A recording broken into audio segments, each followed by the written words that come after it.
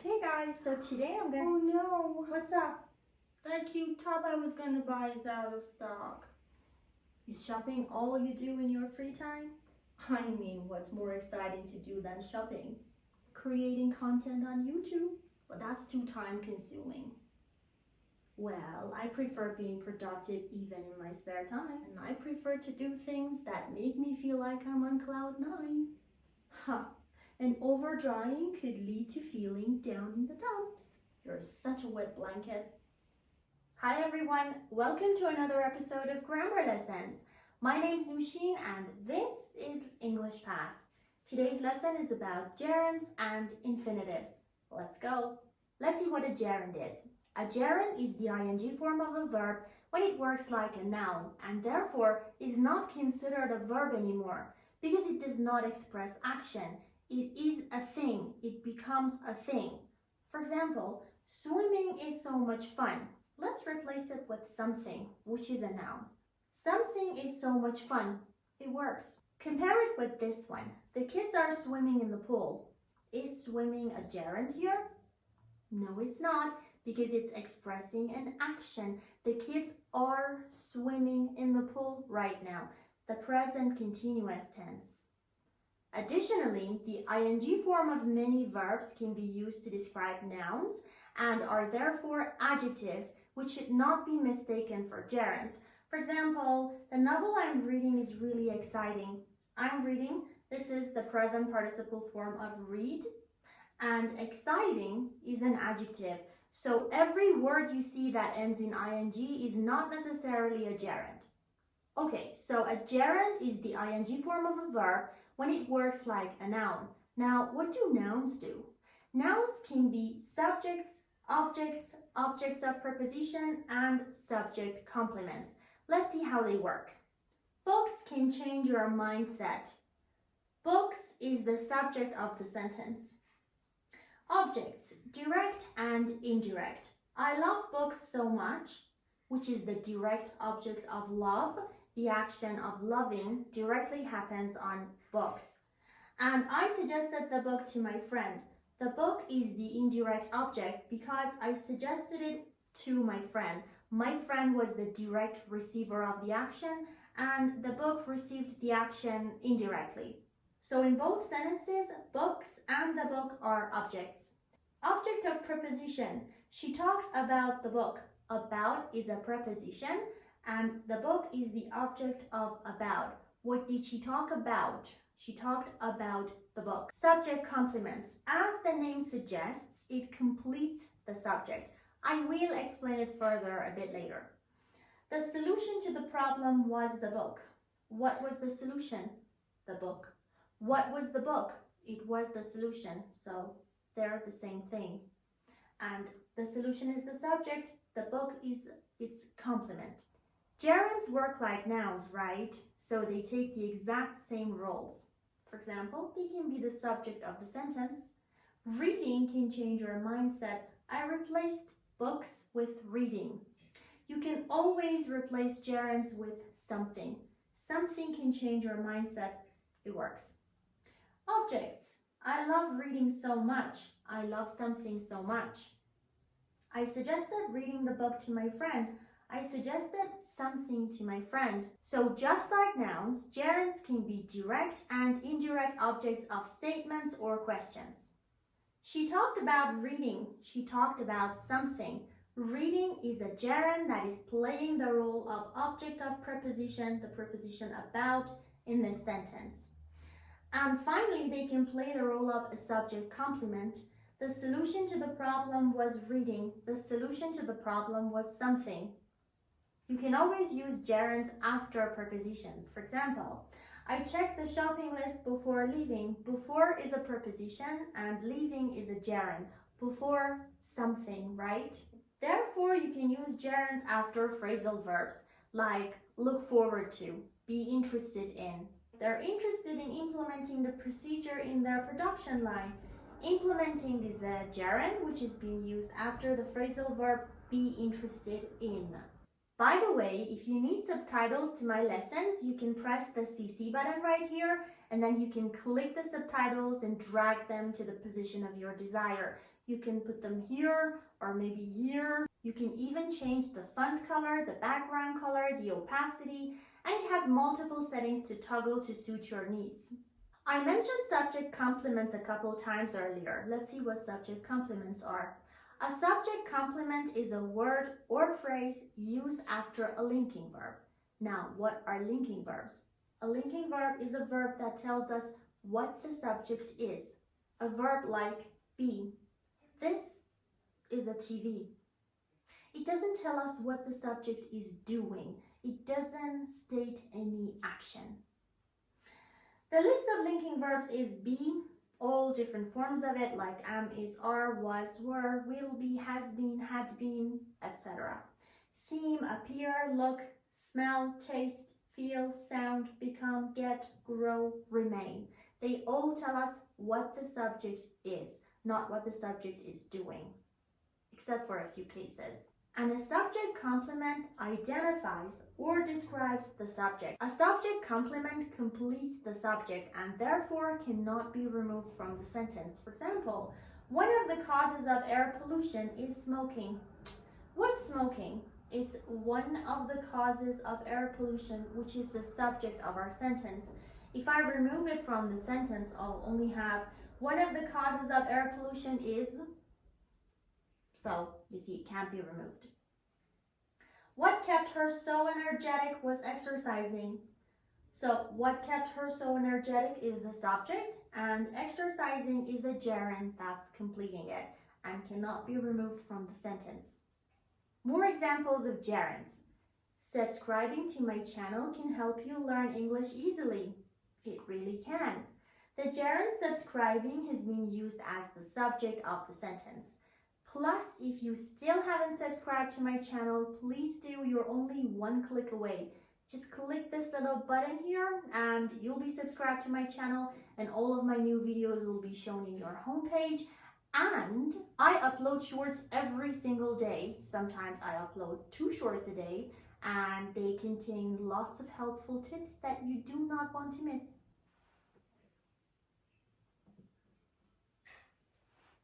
Dusting is such drudgery. It is the subject of the sentence. I hate having nightmares all night, every night. I hate having nightmares. Having is a gerund, which is the object of hate. I always dream of visiting Tokyo someday. I do. Tokyo is one of my dream destinations that I hope I can someday visit. So I always dream of visiting. Visiting is the object of the preposition of. Her excuse for arriving late was getting stuck in traffic. Okay, so her excuse for arriving. Arriving is the object of preposition. The preposition is for. And was getting stuck. What was getting stuck in the heavy traffic? Her excuse. So getting stuck in traffic is right, the subject complement. Mina's cooking always impresses everyone. Mina's cooking, this is a possession for the subject, Mina. Whenever in doubt, replace the word with something to check if it's a gerund. Something can help you learn English easily. Works.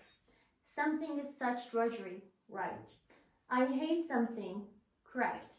I always dream of something. Her excuse for arriving late was something. Her excuse for something was another thing. It works. Mina's something always impresses everyone. So we're fine. These are all proved gerunds. Now that you've learned what gerunds are, what they do, and how you can use them, let's move on to infinitives. What are infinitives? There are actually different forms of infinitives, and the one I'm discussing today in this lesson is the full infinitive, 2 plus base form. Infinitives can function as nouns, adjectives, adverbs, and adjective complements. Similar to gerunds, infinitives can work like nouns. They can be subjects, objects, and objects of preposition. For example, to take a nap every day is good for health. Let's see if we can replace it with something, which is a noun. Something is good for health. Yeah? So to take a nap is an infinitive playing the role of the subject here. I needed to rest. I needed something. It's the object. My goal is to help people learn English easily. My goal is something. Okay. What is the role of to help in the sentence? My goal is to help. Yeah, it is the subject complement. It is equal to the subject and it is completing it. Infinitives can work like adjectives. This is the only way to solve the problem. The only way that you can solve the problem. So that you can solve the problem is giving us more information about the noun way. Therefore, to solve is an infinitive playing the role of an adjective. One of my future videos is going to be on adjective clauses. Once I make it, edit it, post it, I will put it in a card right here. Infinitives of purpose can express the purpose of doing something and therefore work like adverbs. To become successful, you need to work hard. You need to work hard to become successful. So you can start the sentence with the infinitive of purpose or end the sentence with it. And you can replace to with in order to. So in order to become successful, you need to work hard. Infinitives can work like adjective complements, which means they can complete adjectives and give us more information about the adjective or describe it, like everyone was shocked to hear the news. To hear the news is giving us more information about the adjective shocked. Also, one of my future videos is going to be on adjectives in general, and once I write the script, film it, edit it, and post it, I'll put it in a card up here. And here are some more examples for infinitives. To learn a new language requires a lot of effort. It really does, but I'm here to help you. So to learn is the subject of the sentence, and you can replace it with something. Something requires lots of effort. It is not wise to waste money on things you'll never use. It's not wise to waste. To waste is the adjective complement. Good job. And you can replace it with something. Something is not wise. We are planning to take a vacation next month. We're planning something. It is the object of the verb plan. I will give you an exercise to practice gerunds and infinitives at the end of this video, so wait for it. So to practice is an infinitive that is giving us more information about a noun and is therefore an adjective. I don't think she's the right person to consult as she's been struggling with her own problems. So to consult is an infinitive that is used as hint, person is a noun. An adjective, bingo. Her plan is to lose 10 kilograms by the end of spring. So to lose is the subject complement, correct. Now here comes one of the most important parts of this lesson. There are certain verbs that only use gerunds as objects. Verbs like avoid, consider, feel like, have trouble, look forward to. And if you try and memorize them in formulas like this, your job in remembering them will be much easier. For example, avoid doing something, consider doing something, look forward to doing something. Besides, look forward to is a phrasal verb, and you can use gerunds after phrasal verbs. I always avoid taking that route because of the heavy traffic. Avoid taking. Can I say I always avoid to take? Never. Avoid is one of those verbs that only takes gerunds as objects. I'm looking forward to making more progress on YouTube. I really am. So please subscribe for more. And then there are other certain verbs that only accept infinitives. Verbs like decide, expect, manage, would like. Decide to do something.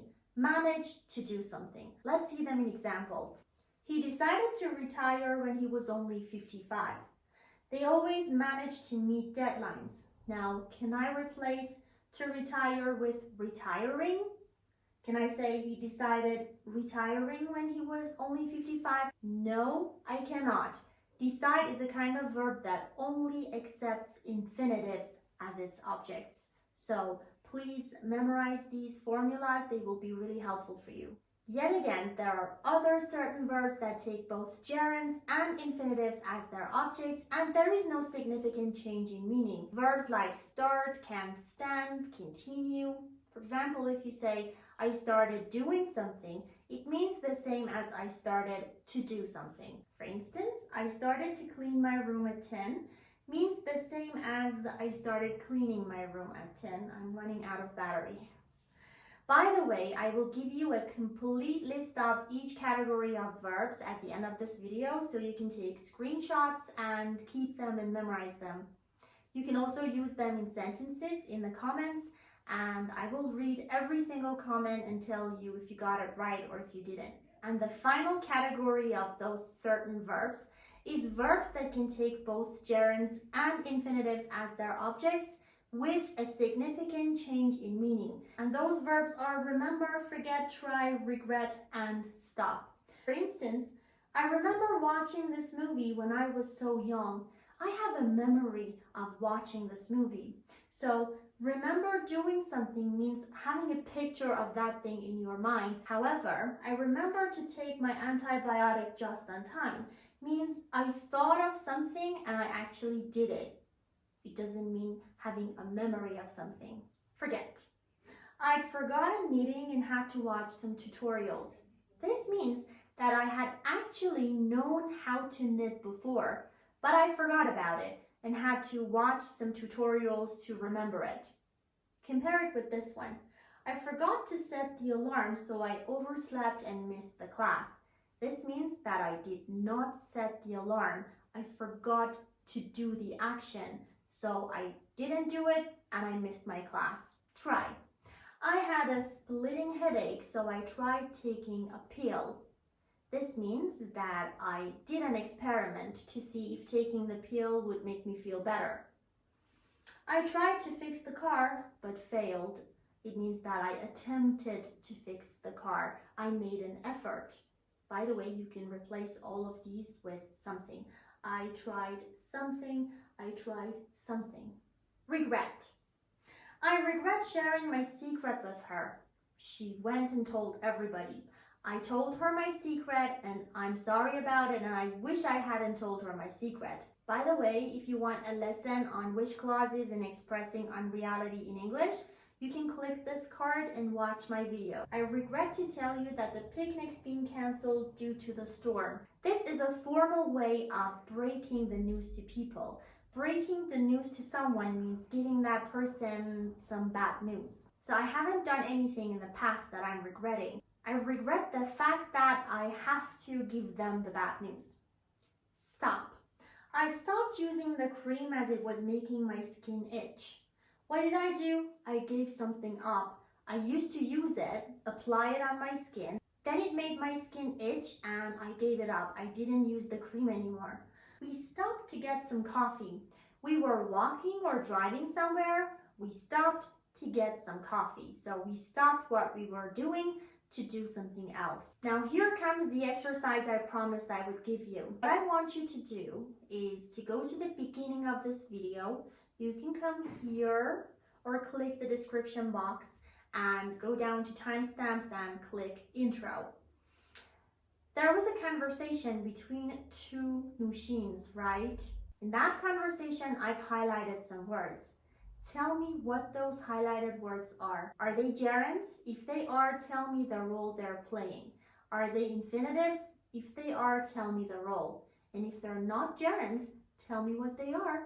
So that's it for today, guys. But before I go, I'd like to remind you that at the very end of this video, you will find complete lists of all 4 categories of verbs.